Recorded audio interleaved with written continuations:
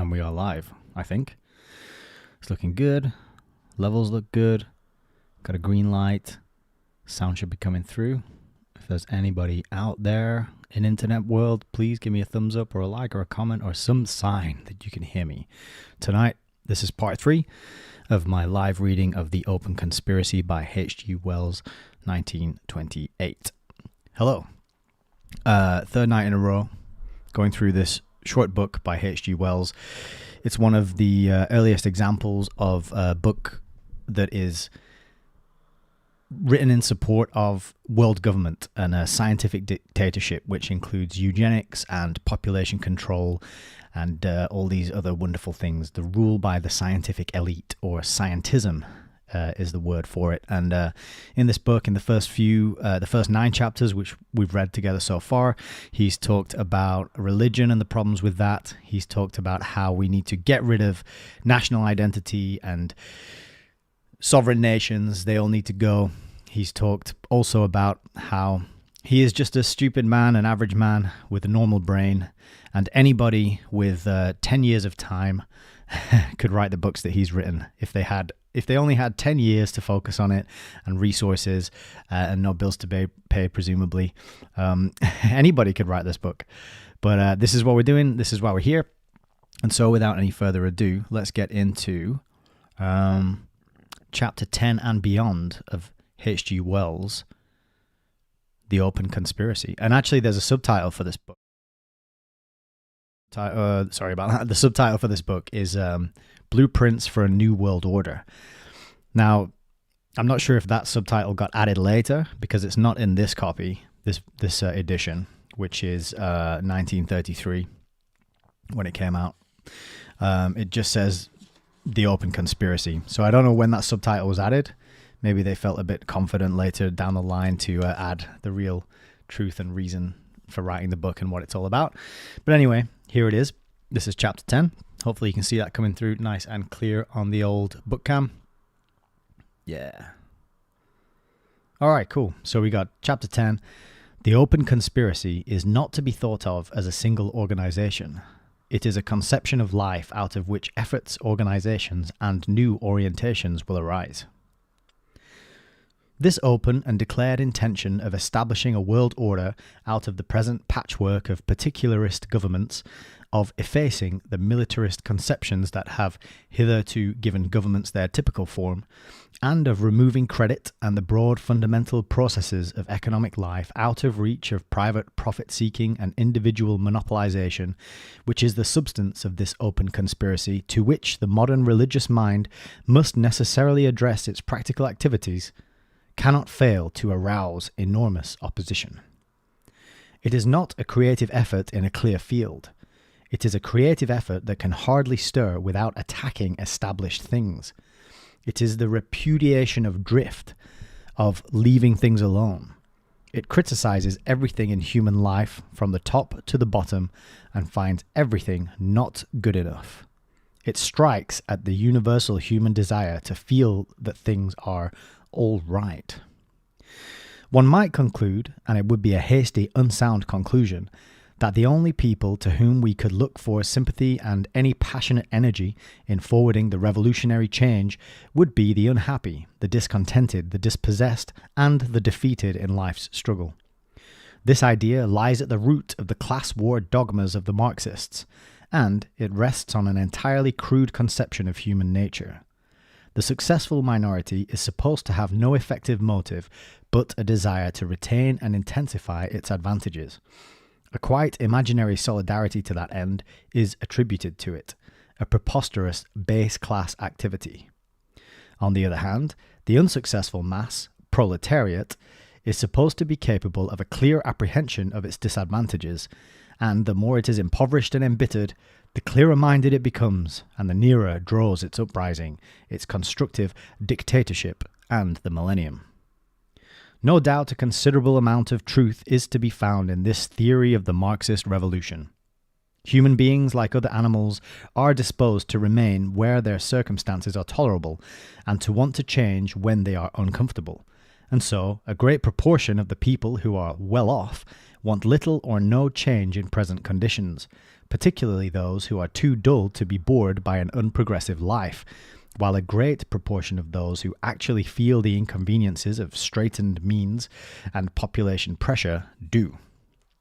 But much vaster masses of the rank and file of humanity are accustomed to inferiority and dispossession. They do not feel these things to the extent even of desiring change, or even if they do feel there are disadvantages, they still fear change more than they dislike their disadvantages. Moreover, those who are sufficiently distressed to realize that something ought to be done about it are much more disposed to childish and threatening demands upon heaven and the government for redress and vindictive and punitive action against the envied fortunate with whom they happen to be in immediate contact, than to any reaction towards such complex, tentative, disciplined, constructive work as alone can better the lot of mankind. In practice, Marxism is found to work out in a ready resort to malignantly destructive activities, and to be so uncreative as to be practically impotent in the face of material difficulties. In Russia, where, in and about the urban centres at least, Marxism has been put to the test, the doctrine of the Workers' Republic remains as a unifying cant, a test of orthodoxy, of as little practical significance there as the communism of Jesus and communion with Christ in Christendom, while beneath this creed, a small oligarchy, which has attained power by its profession, does its obstinate best, much hampered by the suspicion and hostility of the Western financiers and politicians, to carry on a series of interesting and varyingly successful experiments in the socialization of economic life. Here we have no scope to discuss the NEP and the 5-year plan. They are dealt with in The Work, Wealth and Happiness of Mankind. Neither was properly communist. The 5-year plan is carried out as an autocratic state capitalism. Each year shows more and more clearly that Marxism and communism are divergations from the path of human progress, and that the line of advance must follow a course more intricate and less flattering to the common impulses of our nature. The one main strand of truth in the theory of social development woven by Marx and Engels is that successful, comfortable people are disposed to dislike, obstruct, and even resist actively any substantial changes in the current patchwork of arrangements, however great the ultimate dangers of that patchwork may be, or the privations and sufferings of other people involved in it. The one main strand of error in that theory is the facile assumption that the people at a disadvantage will be stirred to anything more than chaotic and destructive expressions of resentment. If now we reject the error and accept the truth, we lose the delusive comfort of belief in that magic giant, the proletariat, who will dictate, arrange, restore, and create.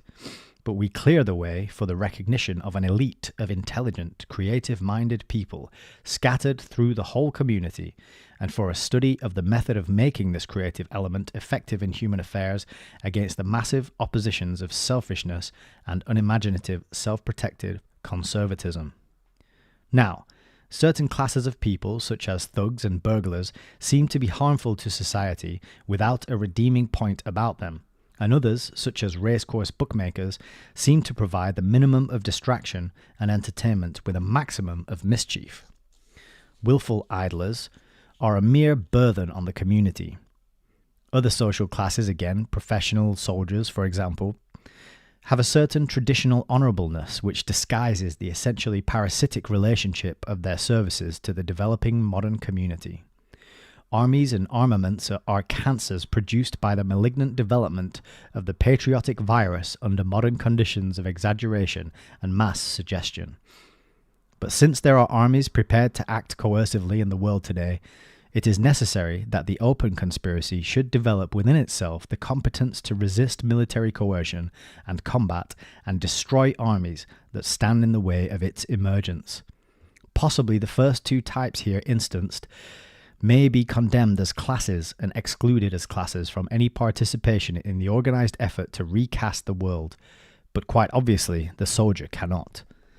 The world commonweal will need its own scientific methods of protection so long as there are people running about the planet with flags and uniforms and weapons, offering violence to their fellow man and interfering with the free movements of commodities in the name of national sovereignty.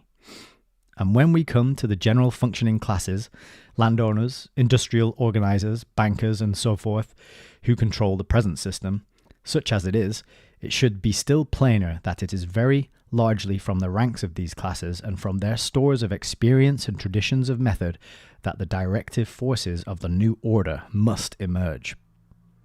The open conspiracy can have nothing to do with the heresy that the path of human progress lies through an extensive class war. Let us consider, for example, how the open conspiracy stands to such a complex of activities, usages, accumulations, advantages as constitutes the banking world. There are no doubt many bankers and many practices in banking which make for personal or group advantage to the general detriment. They forestall, monopolize, constrain, and extort, and so increase their riches. And another large part of that banking world follows routine and established usage. It is carrying on and keeping things going, and it is neither inimical nor conducive to the development of a progressive world organization of finance. But there remains a residuum of original and intelligent people in banking, or associated with banking, or mentally interested in banking, who do realize that banking plays a very important and interesting part in the world's affairs, who are curious about their own intricate function and disposed towards a scientific investigation of its origins, conditions, and future possibilities. Such types move naturally towards the open conspiracy. Their inquiries carry them inevitably outside the banker's habitual field to an examination of the nature, drift, and destiny of the entire economic process. Now the theme of the preceding paragraph might be repeated with variations through a score of paragraphs in which appropriate modifications would adapt it to the industrial organizer, the merchant and organizer of transport, the advertiser, the retail distributor, the agriculturalist, the engineer, the builder, the economic chemist, and a number of other types functional in the contemporary community. In all, we should distinguish firstly a base and harmful section, then a mediocre section following established usage, and lastly an active progressive section to whom we turn naturally for developments leading towards the progressive world commonweal of our desires. And our analysis might penetrate further than separation into types of individuals. In nearly every individual instance, we should find a mixed composition, a human being of fluctuating moods and confused purposes, sometimes base, sometimes drifting with the tide, and sometimes alert and intellectually and morally quickened. The open conspiracy must be content to take a fraction of a man, as it appeals to fractions of many classes, if it cannot get him altogether. This idea of drawing together a proportion of all or nearly all the functional classes in contemporary communities in order to weave the beginnings of a world community out of their selection is a fairly obvious one, and yet it has still to win practical recognition. Man is a morbidly gregarious and partisan creature. He is deep in his immediate struggles and stands by his own kind because in so doing he defends himself. The industrialist is best equipped to criticize his fellow industrialist, but he finds the root of all evil in the banker. The wages worker shifts the blame for all social wrongs on the employing class.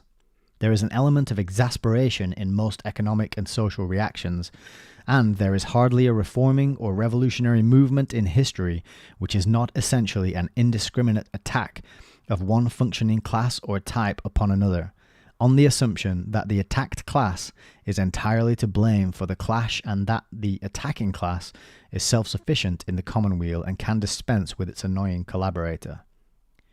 A considerable element of justice usually enters into such recriminations, but the open conspiracy cannot avail itself of these class animosities for its driving force. It can have, therefore, no uniform method of approach. For each class it has a conception of modification and development, and each class it approaches, therefore, at a distinctive angle. Some classes, no doubt, it would supersede altogether. Others, the scientific investigator, for example, it must regard as almost wholly good and seek only to multiply and empower, but it can no more adopt the prejudices and extravagances of any particular class as its basis than it can adopt the claims of any existing state or empire. When it is clearly understood that the binding links of the open conspiracy we have in mind are certain broad general ideas, and that, except perhaps in the case of scientific workers, we have no current set of attitudes of mind and habits of activity which we can turn over directly and unmodified to the service of the conspiracy, we are in a position to realize that the movement we contemplate must from the outset be diversified in its traditions and elements and various in its methods. It must fight upon several fronts and with many sorts of equipment. It will have a common spirit, but it is quite conceivable that between many of its contributory factors there may be very wide gaps in understanding and sympathy. It is no sort of simple organization.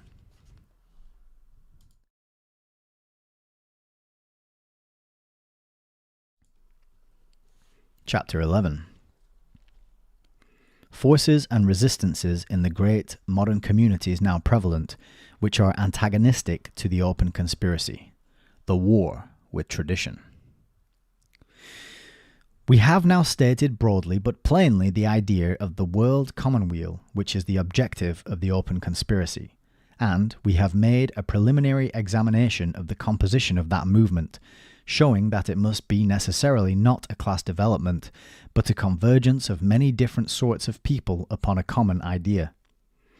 Its opening task must be the elaboration, exposition, and propaganda of this common idea, a steady campaign to revolutionize education and establish a modern ideology in men's minds, and, arising out of this, the incomparably vaster task of the realization of its ideas.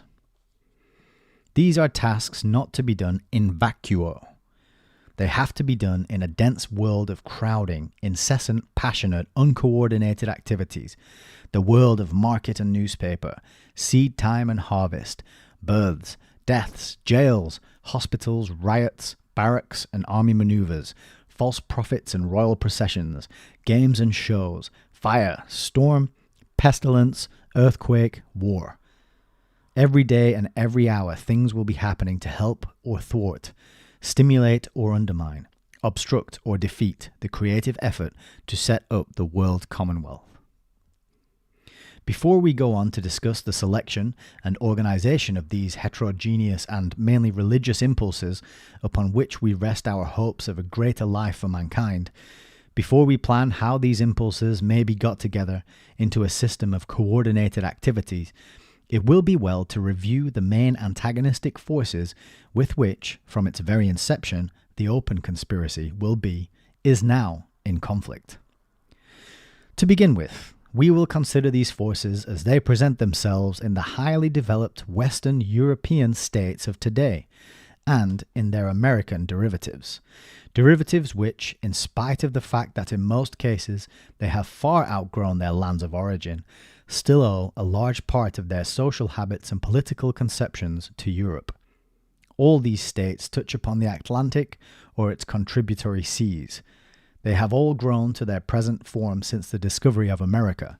They have a common tradition rooting in the ideas of Christendom and a generic resemblance of method. Economically and socially, they present what is known in current parlance as the capitalist system. But it will relieve us of a considerable load of disputatious matter if we call them here simply the Atlantic civilizations and communities. The consideration of these Atlantic civilizations in relation to the coming world civilization will suffice for the present chapter. Afterwards, we will consider the modification of the forces antagonistic to the open conspiracy as they display themselves beyond the formal confines of these now dominant states in the world's affairs, in their social systems weakened and injured by their expansion, and among such less highly organized communities as still survive from man's savage and barbaric past. The open conspiracy is not necessarily antagonistic to any existing government. The open conspiracy is a creative, organizing movement, and not an anarchistic one. It does not want to destroy existing controls and forms of human association, but either to supersede or amalgamate them into a common world directorate. If constitutions, parliaments, and kings can be dealt with as provisional institutions, trustees for the coming of age of the world commonweal, and insofar as they are conducted in that spirit, the open conspiracy makes no attack upon them. But most governments will not set about their business as in any way provisional. They and their supporters insist upon a reverence and obedience which repudiate any possibility of supersession. What should be an instrument becomes a divinity. In nearly every country of the world, there is, in deference to the pretended necessities of a possible war, a vast degrading and dangerous cultivation of loyalty and mechanical subservience to flags, uniforms, presidents, and kings. A president or king who does his appointed work well and righteously is entitled to as much subservience as a bricklayer who does his work well and righteously, and to no more. But instead there is a sustained endeavour to give him the privileges of an idol above criticism or reproach, and the organised workshop of flags has become, with changed conditions of intercourse and warfare, an entirely evil misdirection of the gregarious impulses of our race. Emotion and sentimentality are evoked in the cause of disciplines and cooperations that could quite easily be sustained, and that are better sustained by rational conviction. The open conspiracy is necessarily opposed to all such implacable loyalties, and still more so to the aggressive assertion and propaganda of such loyalties. When these things take the form of suppressing reasonable criticism and forbidding even the suggestion of other forms of government, they become plainly antagonists to any comprehensive project for human welfare. They become, manifestly, from the wider point of view, seditious, and loyalty to king and country passes into plain treason to mankind. Almost everywhere, at present, educational institutions organize barriers in the path of progress, and there are only the feeblest attempts at any counter-education that will break up these barriers. There is little or no effort to restrain the aggressive nationalist when he waves his flag against the welfare of our race, or to protect the children of the world from the infection of his enthusiasms. And this last is as true now of the American system as it is of any European state. Let's just give that button a little press and see if it improves the focus.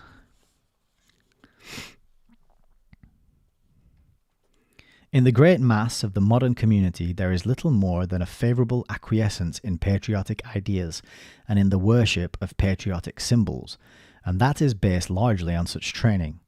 These things are not necessary things for the generality of today. A change of mental direction would be possible for the majority of people now without any violent disorganization of their intimate lives or any serious social or economic readjustments for them. Mental infection in such cases could be countered by mental sanitation. A majority of people in Europe, and a still larger majority in the United States and the other American republics, could become citizens of the world without any serious hindrance to their present occupations, and with an incalculably vast increase of their present security. But there remains a net of special classes in every community, from kings to custom house officers, far more deeply involved in the patriotism because it is their trade and their source of honour, and prepared in consequence with an instinctive resistance to any reorientation of ideas towards a broader outlook. In the case of such people, no mental sanitation is possible without dangerous and alarming changes in their way of living. For the majority of these patriots by métier, the open conspiracy unlocks the gates leading from a fussy paradise of eminence, respect and privilege, and motions them towards an austere wilderness, which does not present even the faintest promise of a congenial, distinguished life for them. Nearly everything in human nature will dispose them to turn away from these gates which open towards the world peace, to bang to and lock them again if they can, and to grow thickets as speedily as possible to conceal them and get them forgotten. The suggestion of being trustees in a transition will seem to most of such people only the camouflage of an ultimate degradation. From such classes of patriots, by métier, it is manifest that the open conspiracy can expect only opposition. It may detach individuals from them, but only by depriving them of their essential class loyalties and characteristics. The class as a class will remain nonetheless antagonistic. About royal courts and presidential residences, in diplomatic, consular, military and naval circles, and wherever people wear titles and uniforms and enjoy pride and precedences based on existing political institutions, there will be the completest general inability to grasp the need for the open conspiracy. These people and their womankind, their friends and connections, their servants and dependents are fortified by time-honored traditions of social usage, of sentiment, and romantic prestige. They will insist that they are reality, and Cosmopolis a dream. Only individuals of exceptional liveliness, rare intellectual power, and innate moral force can be expected to break away from the anti-progressive habits such class conditions impose upon them.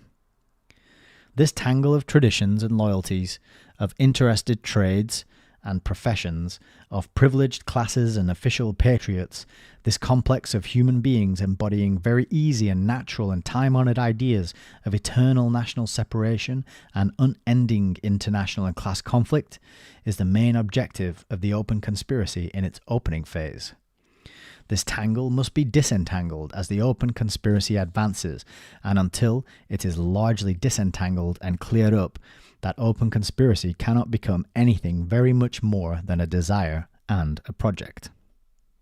This tangle of necessary patriots, as one may call them, is different in its nature, less intricate and extensive proportionally in the United States and the states of Latin America than it is in the old European communities, but it is nonetheless virulent in its action on that account. It is only recently that military and naval services have become important factors in American social life, and the really vitalizing contact of the interested patriot and the state has hitherto centered mainly upon the custom house and the concession.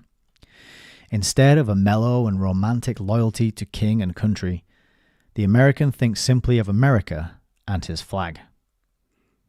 The American exaggeration of patriotism began as a resistance to exploitation from overseas. Even when political and fiscal freedom were won, there was a long phase of industrial and financial dependence. The American's habits of mind, in spite of his recent realization of the enormous power and relative prosperity of the United States and of the expanding possibilities of their Spanish and Portuguese-speaking neighbors, are still largely self-protective against a now imaginary European peril.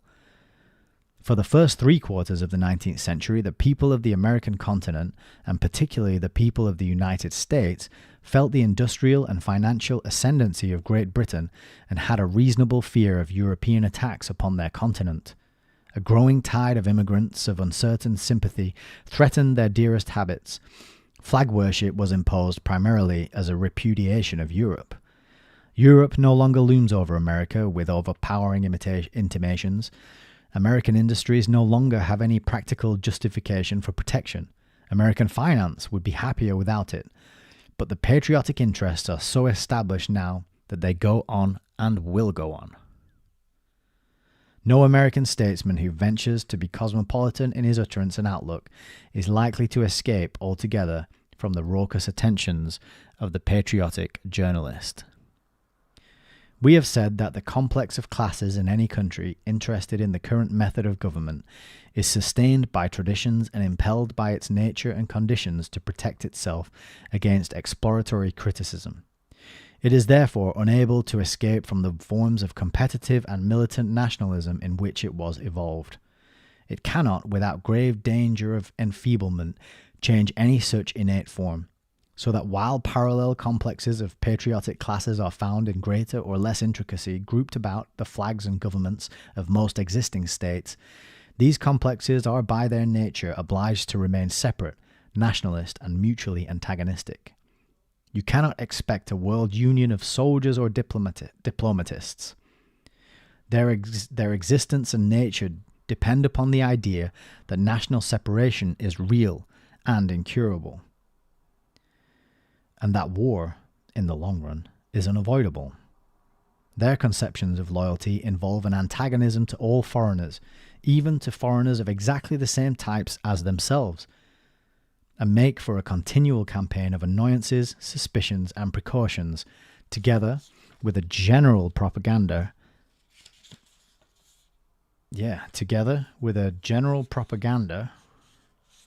affecting all other classes of the necessity of an international antagonism that creeps persistently towards war. But while the methods of provoking war employed by the patriotic classes are traditional, modern science has made a new and enormously more powerful thing of warfare, and, as the Great War showed, even the most conservative generals on both sides are unable to prevent the gigantic interventions of the mechanician and the chemist. So that a situation is brought about in which the militarist element is unable to fight without the support of the modern industrial organization and the acquiescence of the great mass of people. We are confronted, therefore, at the present time with the paradoxical situation that a patriotic tradition sustains in power and authority warlike classes who are quite incapable of carrying on war. The other classes to which they must go for support when the disaster of war is actually achieved are classes developed under peace conditions, which not only have no positive advantage in war, but must, as a whole, suffer great dislocation, discomfort, destruction, and distress from war. It is of primary importance, therefore, to the formerly dominant classes that these new social masses and powers should remain under the sway of the old social, sentimental, and romantic traditions, and equally important is it to the open conspiracy that they should be released.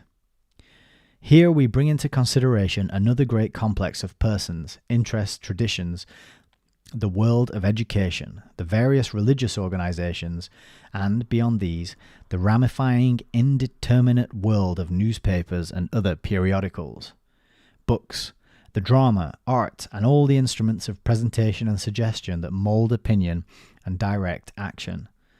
The sum of the operations of this complex will be either to sustain or to demolish the old nationalist militant ascendancy. Its easiest immediate course is to accept it. Educational organizations, on that account, are now largely a conservative force in the community. They are, in most cases, directly controlled by authority and bound officially as well as practically to respect current fears and prejudices. It evokes fewer difficulties for them if they limit and mold rather than release the young. The schoolmaster tends, therefore, to accept and standardize and stereotype, even in the living progressive fields of science and philosophy. Even there he is a brake on the forward movement. It is clear that the open conspiracy must either continually disturb and revivify him, or else, frankly, antagonize him. Universities also struggle between the honourable past on which their prestige rests and the need of an adaptation to a world of inquiry, experiment, and change. It is an open question whether these particular organizations of intellectual prestige are of any real value in the living world. A modern world planned de novo would probably produce nothing like a contemporary university. Modern research, one may argue, would be stimulated rather than injured by complete detachment from the lingering medievalism of such institutions, their entanglement with adolescent education, and their ancient and contagious conceptions of precedence and honor. Ordinary religious organizations, again, exist for self-preservation and are prone to follow rather than direct the currents of popular thought. They are kept alive, indeed, by revivalism, and now a new departures which at the outset they are apt to resist, as the Catholic Church, for instance, resisted the Franciscan awakening. But their formal disposition is conservative. They say to religious development, thus far and no farther. Here, in school, college, and church, are activities of thought and instruction which, generally speaking, drag upon the wheels of progress, but which need not necessarily do so. A schoolmaster may be original, stimulating, and creative, and if he is fortunate and a good fighter, he may even achieve considerable worldly success. University teachers and investigators may strike out upon new lines and yet escape destruction by the older dons. Universities compete against other universities at home and abroad and cannot altogether yield to the forces of dullness and subservience. They must maintain a certain difference from vulgar opinion and a certain repute of intellectual virility. As we pass from the more organized to the less organized intellectual activities, we find conservative influence declining in importance and a freer play for the creative drive. Freshness is a primary condition of journalistic literacy and artistic success, and orthodoxy has nothing new to say or do. But the desire for freshness may be satisfied all too readily by merely extravagant, superficial, and incoherent inventions. The influence of this old traditional nationalist social and political hierarchy which blocks the way to the New World is not, however, exerted exclusively through its control over schools and universities, nor is that indeed its more powerful activity. Would that it were! There is also a direct, less defined, contact of the old order with the nascent powers that plays a far more effective part in delaying the development of the modern world commonweal. Necessarily, the old order has determined the established way of life, which is, at its best, large, comfortable, amusing, respected. It possesses all the entrances and exits and all the controls of the established daily round. It is able to exact, and it does exact, almost without design, many conformities. There can be no very ample social life, therefore, for those who are conspicuously dissentient. Again, the old order has a complete provision for the growth, welfare, and advancement of its children. It controls the founts of honor and self-respect. It provides a mapped-out world of behavior. The new initiatives make their appearance here and there in the form of isolated individuals. Here an inventor, there a bold organizer or a vigorous thinker.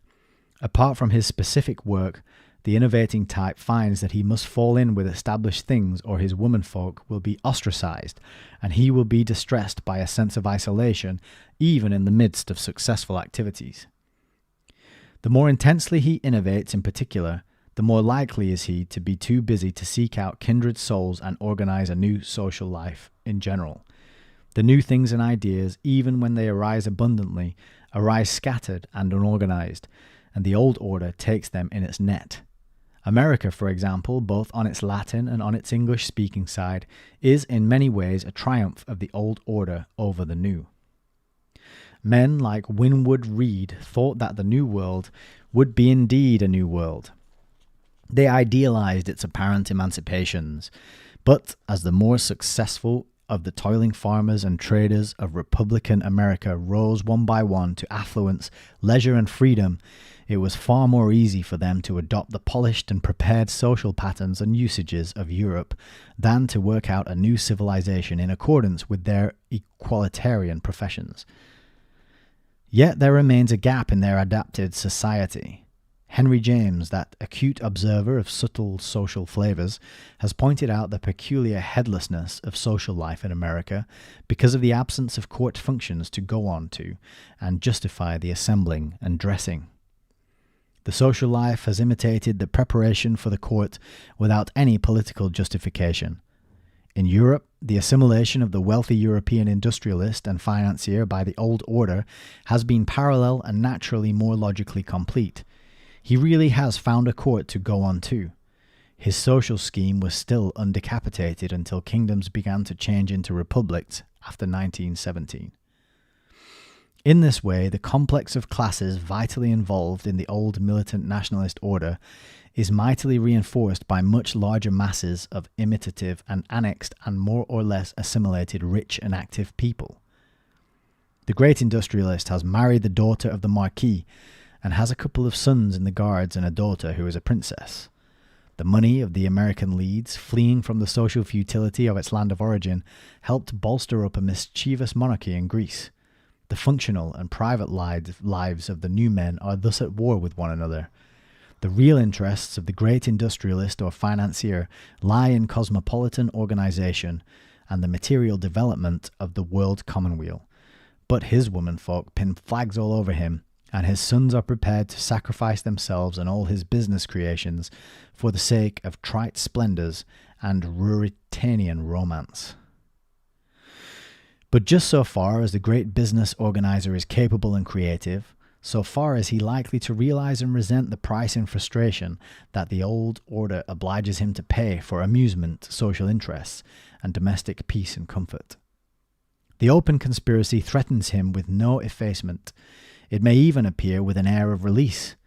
If he had women who were interested in his business affairs instead of women who had to be amused, and if he realized in time the practical, intellectual, and moral kidnapping of his sons and daughters by the old order that goes on, he might pass quite easily from acquiescence to antagonism. But in this respect he cannot act single-handed. This is a social and not an individual operation. The open conspiracy, it is clear, must include in its activities a great fight for the souls of economically functional people. It must carve out a society of its own from society. Only by the creation of a new and better social life can it resist the many advantages and attractions of the old. This constant gravitation back to traditional uses on the part of what might become new social types applies not merely to big people, but to such small people as are really functional in the modern economic scheme. They have no social life adapted to their new economic relationships, and they are forced back upon the methods of behaviour established for what were roughly their analogues in the old order of things. The various sorts of managers and foremen in big modern concerns, for example, carry on ways of living they have taken ready-made from the stewards, tradesmen, tenantry, and upper servants of an aristocratic territorial system. They release themselves and are released almost in spite of themselves, slowly, generation by generation, from habits of social subservience that are no longer necessary nor convenient in the social process, acquire an official pride in themselves, and take on new conceptions of responsible loyalty to a scheme. And they find themselves under suggestions of class aloofness and superiority to the general mass of less cardinal workers that are often unjustifiable under new conditions. Machinery and scientific organization have been and still are revolutionizing productive activity by the progressive elimination of the unskilled worker, the hack, the mere toiler. But the social organization of the modern community and the mutual deportment of the associated workers left over after this elimination are still haunted by the tradition of the lord, the middle-class tenant, and the servile hind. The development of self-respect and mutual respect among the mass of modern functional workers is clearly an intimate concern of the open conspiracy. A vast amount of moral force has been wasted in the past 100 years by the antagonism of labour to capital, as though this were the primary issue in human affairs. But this never was the primary issue, and it is steadily receding from its former importance. The ancient civilizations did actually rest upon a broad basis of slavery and serfdom. Human muscle was a main source of energy, ranking with sun, wind, and flood. But invention and discovery have so changed the conditions under which power is directed and utilized that muscle becomes economically secondary and inessential. We no longer want hewers of wood and drawers of water, carriers and pick and spade men. We no longer want that breeding swarm of hefty, sweaty bodies without which the former civilizations could not have endured. We want watchful and understanding guardians and drivers of complex, delicate machines, which can be mishandled and brutalized and spoilt all too easily. The less disposed these masters of our machines are to inordinate multiplication, the more room and food in the world for their ampler lives. Even to the lowest level of a fully mechanicalized civilization, it is required that the human element should be select. In the modern world, crowds are a survival, and they will presently be an anachronism. And crowd psychology, therefore, cannot supply the basis of a new order. It is just because labour is becoming more intelligent, responsible, and individually efficient that it is becoming more audible and impatient in social affairs. It is just because it is no longer mere gang labour and is becoming more and more intelligent cooperation in detail that it now resents being treated as a serf, housed like a serf, fed like a serf, and herded like a serf, and its pride and thoughts and feelings disregarded.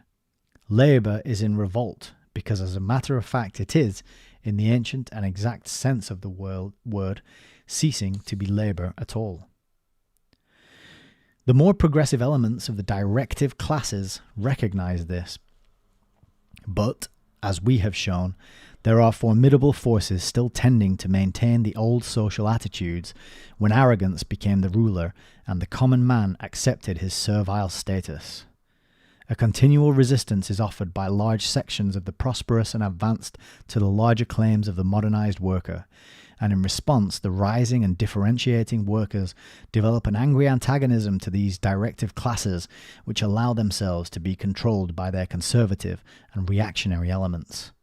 Moreover, the increasing relative intelligence of the labour masses, the unprecedented imaginative stimulation they experience, the continually more widespread realisation of the available freedoms and comforts and indulgences that might be and are not shared by all in a modern state, develop a recalcitrance where once there was little but fatalistic acquiescence. An objection to direction and obligation, always mutely present in the toiling multitude since the economic life of man began, becomes articulate and active. It is the taste of freedom that makes labour desire to be free. This series of frictions is a quite inevitable aspect of social reorganization, but it does not constitute a primary antagonism in the process. The class war was invented by the classes. It is a natural tradition of the upper strata of the old order. It was so universally understood that there was no need to state it. It is implicit in nearly all the literature of the world before the 19th century, except the Bible, the Quran, and other sequelae. The class war of the Marxist is merely a poor, snobbish imitation, a tout coquet, a pathetic, stupid, indignant reversal of, and retort to, the old arrogance, a pathetic upward arrogance. These conflicts cut across rather than oppose or help the progressive development to which the open conspiracy devotes itself. Labour, awakened, enquiring, and indignant, is not necessarily progressive. If the ordinary, undistinguished worker is no longer to be driven as a beast of burthen, he has, which also goes against the grain, to be educated to as high a level of cooperative efficiency as possible. He has to work better, even if he works for much shorter hours and under better conditions, and his work must be subordinated work still. He cannot become en masse sole owner and master of a scheme of things he did not make and is incapable of directing. Yet this is the ambition implicitly in an exclusively labour movement. Either the labour revolutionary hopes to cadge the services of exceptional people without acknowledgement or return on sentimental grounds, or he really believes that anyone is as capable as anyone else, if not more so. The worker at a low level may be flattered by dreams of class-conscious mass dominion from which all sense of inferiority is banished, but they will remain dreams. The deep instinctive jealousy of the commonplace individual for outstanding quality and novel initiative may be organized and turned to sabotage and destruction, masquerading as and aspiring to be a new social order. But that will be a blind alley and not the road of progress. Our hope for the human future does not lie in crowd psychology and the indiscriminating rule of universal democracy. The open conspiracy can have little use for mere resentments as a driving force towards its ends. It starts with a proposal not to exalt the labour class, but to abolish it. Its sustaining purpose is to throw drudges out of employment and eliminate the inept, and it is far more likely to incur suspicion and distrust in the lower ranks of the developing industrial order of today than to win support there. There, just as everywhere else in the changing social complexes of our time, it can appeal only to the exceptionally understanding individual who can without personal humiliation consider his present activities and relationships as provisional and who can, without taking offence, endure a searching criticism of his present quality and mode of living.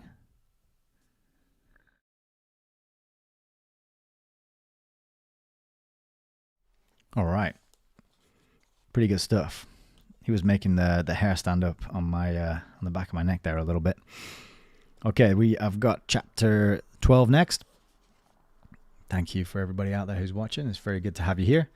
And I think this is going to be the last chapter we read tonight.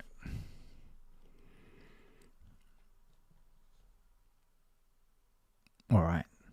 Chapter 12. The resistance of the less industrialized peoples to the drive of the open conspiracy. So far, in our accounting of the powers, institutions, dispositions, types, and classes which will be naturally opposed to the open conspiracy, we have surveyed only such territory in the domain of the future world commonweal as is represented by the complex, progressive, highly industrialized communities based on a preceding landlord, soldier, tenant, town merchant, and tradesman system of the Atlantic type.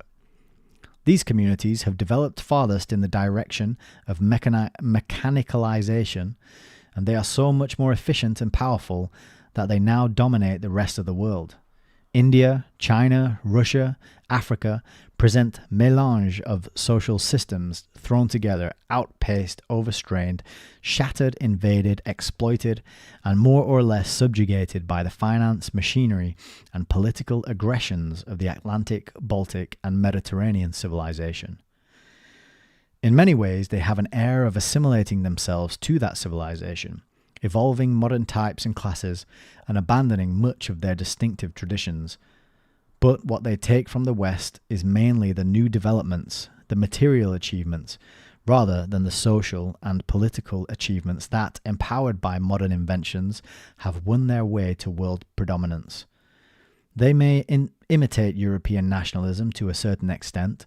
For them, it becomes a convenient form of self-assertion against the pressure of a realized practical social and political inferiority. But the degree to which they will or can take over the social assumptions and habits of the long-established European-American hierarchy is probably very restricted. Their nationalism will remain largely indigenous. The social traditions to which they will try to make the new material forces subservient will be traditions of an Oriental life wildly different from the original life of Europe. They will have their own resistances to the open conspiracy, therefore, but there will be different resistances from those we have hitherto considered. The automobile and the wireless set, the harvester and steel construction building will come to the jungle Raja and the headhunter, the Brahmin and the Indian peasant, with a parallel and yet dissimilar message to the one they brought the British landowner, or the corn and cattle farmers of the Argentine and the Middle West. Also, they may be expected to evoke dissimilar reactions. To a number of the finer, more energetic minds of these overshadowed communities, which have lagged more or less in the material advances to which this present ascendancy of Western Europe and America is due, the open conspiracy may come with an effect of immense invitation. At one step, they may go from the sinking vessel of their antiquated order, across their present conquerors, into a brotherhood of world rulers. They may turn to the problem of saving and adapting all that is rich and distinctive of their inheritance to the common ends of the race. But to the less vigorous intelligences of this outer world, the new project of the open conspiracy will seem no better than a new form of Western envelopment. And they will fight a mighty liberation as though it were a further enslavement to the European tradition. They will watch the open conspiracy for any signs of conscious superiority and racial disregard. Necessarily, they will recognize it as a product of Western mentality, and they may well be tempted to regard it as an elaboration and organization of current dispositions rather than the evolution of a new phase, which will make no discrimination at last between the effete traditions of either East or West. Their suspicions will be sustained and developed by the clumsy and muddle-headed political and economic aggressions of the contemporary political and business systems such as they are. Of the West, now in progress. Behind that cloud of aggression, Western thought has necessarily advanced upon them. It could have got to their attention in no other way.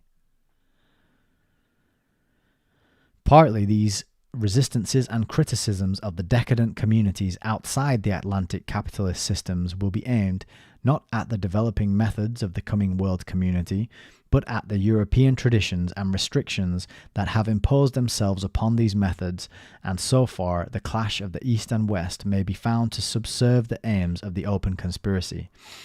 In the conflict of old traditions and in the consequent deadlock lies much hope for the direct acceptance of the groups of ideas centering upon the open conspiracy. One of the most interesting areas of humanity in this respect is the great system of communities under the sway or influence of Soviet Russia. Russia has never been completely incorporated with the European system. She became a just passable imitation of a Western European monarchy in the 17th and 18th centuries, and talked at last of constitutions and parliaments. But the reality of that vast empire remained an Asiatic despotism, and the European mask was altogether smashed by the successive revolutions of 1917. The ensuing system is a government presiding over an enormous extent of peasants and herdsmen, by a disciplined association professing the faith and dogmas of Marx, as interpreted and qualified by Lenin and Stalin. In many ways, this government is a novelty of extraordinary interest. It labours against enormous difficulties within itself and without. Flung amazingly into a position of tremendous power, its intellectual flexibility is greatly restricted by the urgent militant necessity for mental unanimity and a consequent repression of criticism. It finds itself separated, intellectually and morally, by an enormous gap from the illiterate millions over which it rules. More open, perhaps, to scientific and creative conceptions than any other government, and certainly more willing to experiment and innovate, its enterprise is starved by the economic depletion of the country in the Great War, and by the technical and industrial backwardsness of the population upon which it must draw for its personnel. Moreover, it struggles within itself because concepts of a modern scientific social organization and a vague anarchistic dream in which the state is to disappear, and an emancipated proletariat breeding and expectorating freely fills the vistas of time forevermore. The tradition of long years of hopeless opposition has tainted the world policy of the Marxist cult with a mischievous and irritating quality that focuses upon it the animosity of every government in the dominant Atlantic system. Marxism never had any but the vaguest fancies about the relation of one nation to another, and the new Russian government, for all its cosmopolitan phrases, is more and more plainly the heir to the obsessions of Tsarist imperialism, using the Communist Party, as other countries have used Christian missionaries, to maintain a propagandist government to forward its schemes. Nevertheless, the Soviet government has maintained itself for more than 12 years, and it seems far more likely to evolve than to perish. It is quite possible that it will evolve towards the conceptions of the open conspiracy, and in that case, Russia may witness once again a conflict between new ideas and old believers. So far, the Communist Party in Moscow has maintained a considerable propaganda of ideas in the rest of the world and especially across its western frontier. Many of these ideas are now trite and stale. The time may be not far distant when the tide of propaganda will flow in the reverse direction. It has pleased the vanity of the Communist Party to imagine itself conducting a propaganda of world revolution. Its fate may be to develop upon lines that will make its more intelligent elements easily assimilable to the open conspiracy for a world revolution.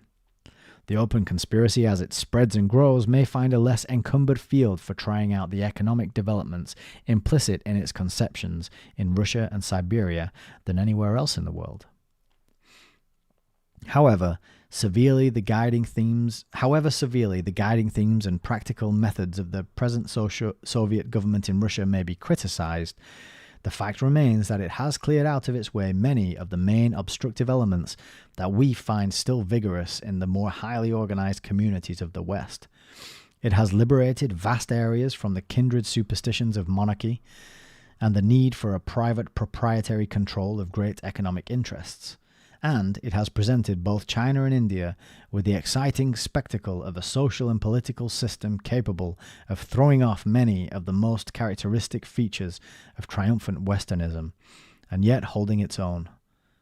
In the days when Japan faced up to modern necessities, there were no models for intimation that were not communities of the Atlantic type, pervaded by the methods of private capitalism, and in consequence the Japanese reconstituted their affairs on a distinctly European plan, adopting a parliament and bringing their monarchy, social hierarchy, and business and financial methods into a general conformity with that model.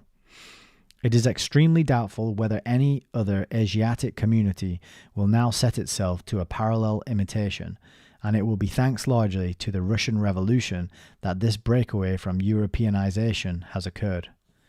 But it does not follow that such a breakaway will necessarily lead more directly to the open conspiracy.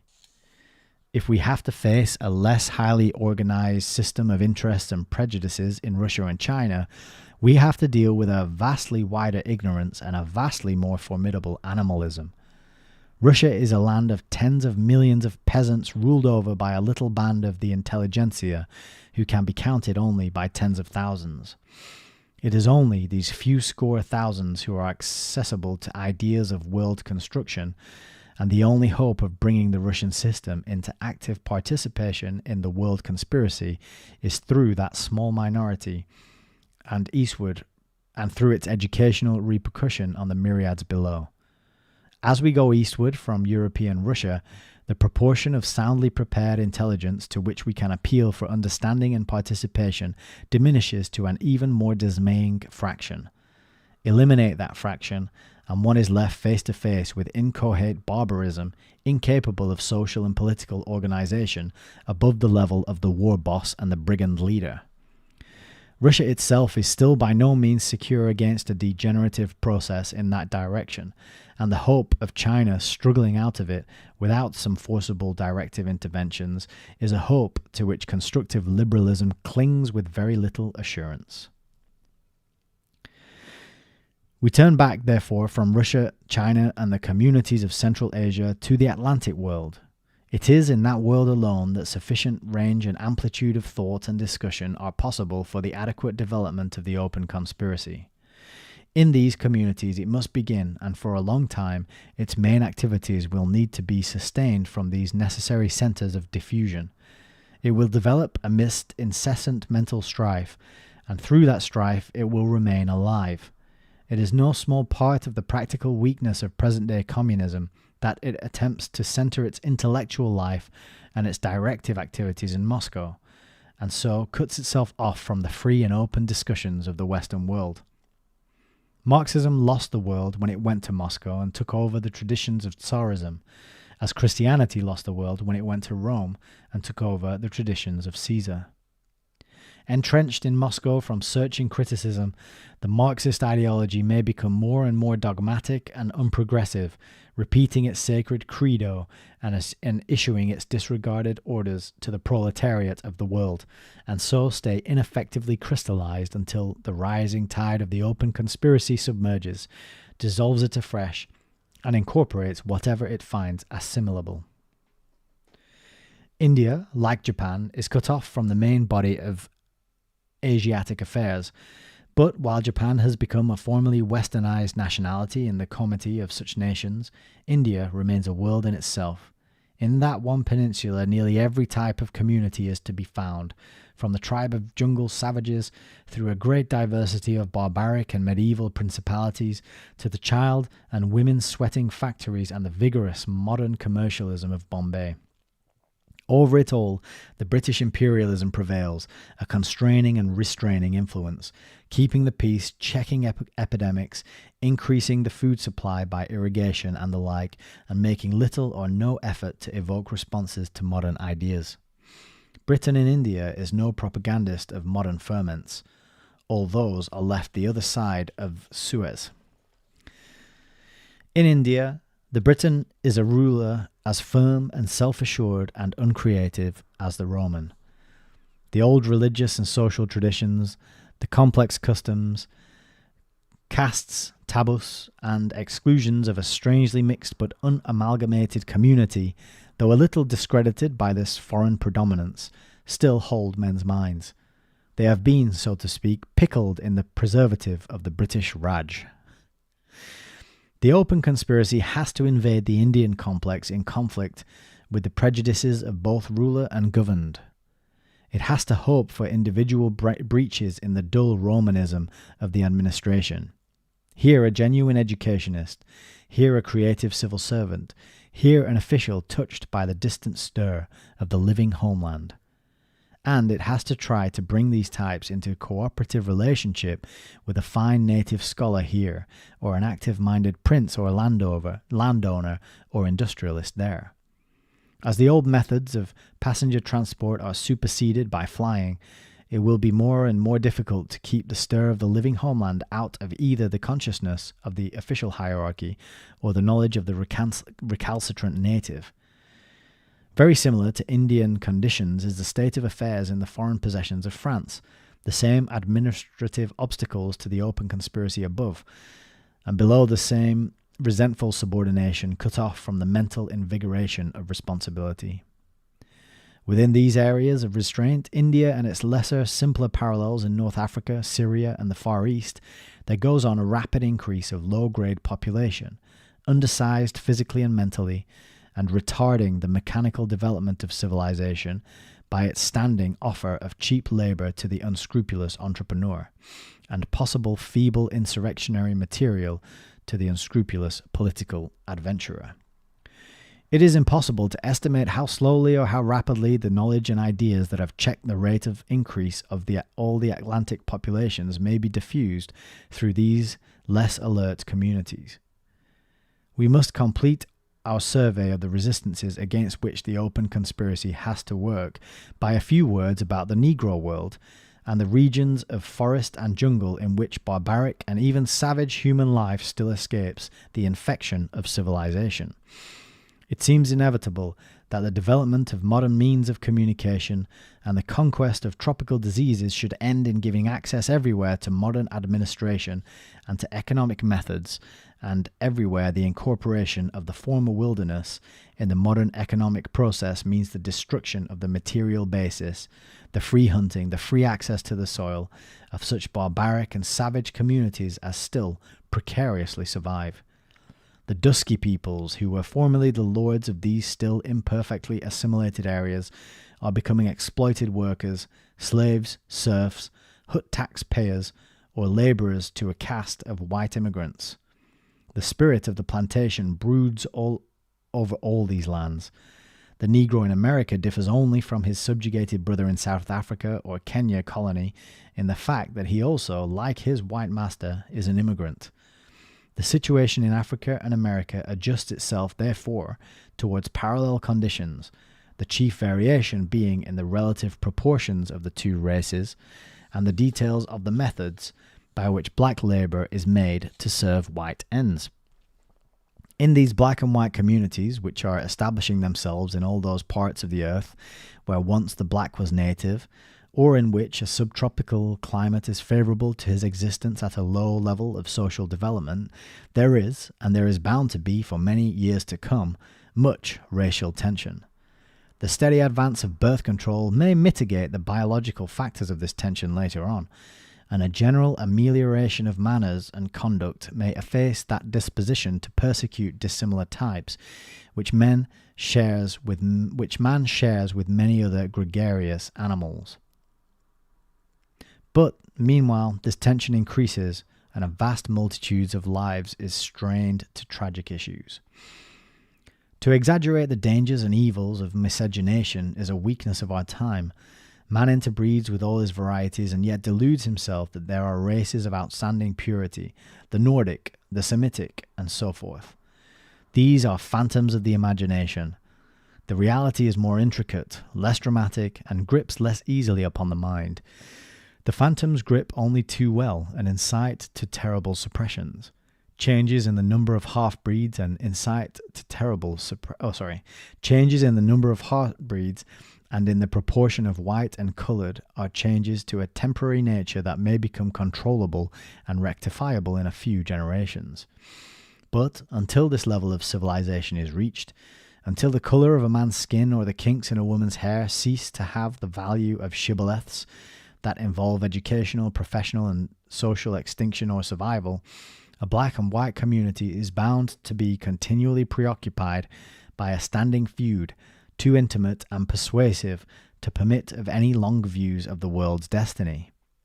We come to the conclusion, therefore, that it is from the more vigorous, varied, and less severely obsessed centres of the Atlantic civilizations in the temperate zone, with their abundant facilities for publication and discussion, their traditions of mental liberty, and their immense variety of interacting free types, that the main beginnings of the open conspiracy must develop.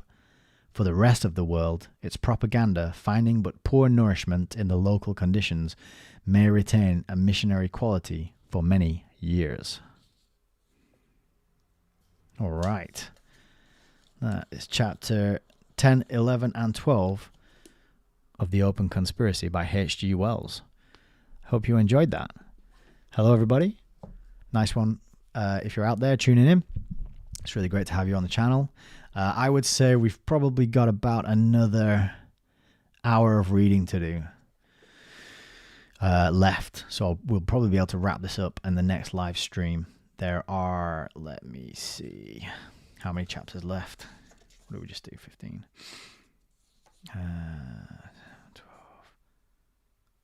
Yeah, so we've got 1, 2, 3, 4, 5, 6, 7.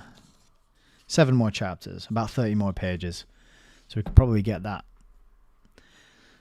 done in the next stream. So any comments, any thoughts, any ideas on what we just read? There's parts in there where he kind of hints at population control, and he says, you know, you can tell he's got this disdain for the kind of unwashed masses. You know, he referred to that.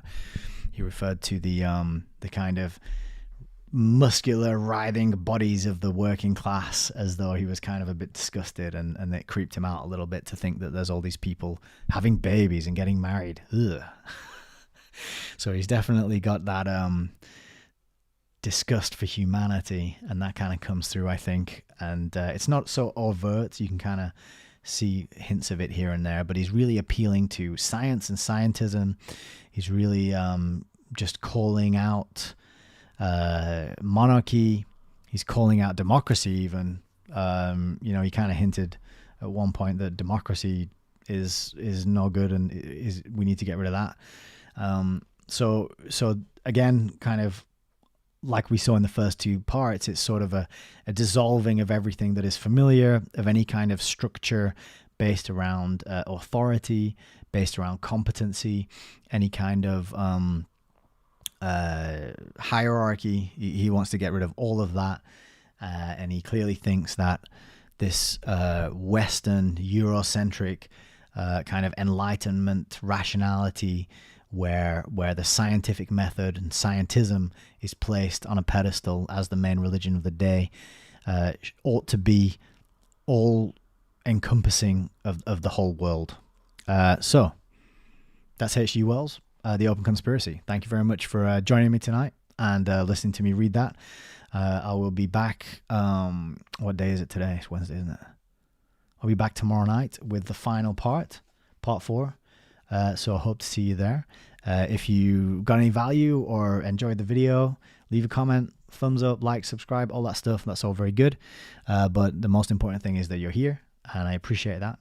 And I hope to see you in another one very soon. So with that said, I will get my button here, get ready to end the broadcast. I wish you all a very good night. And I I don't have anything else to say. It's Wednesday. We're halfway through the week. It's nearly the weekend. Hang in there.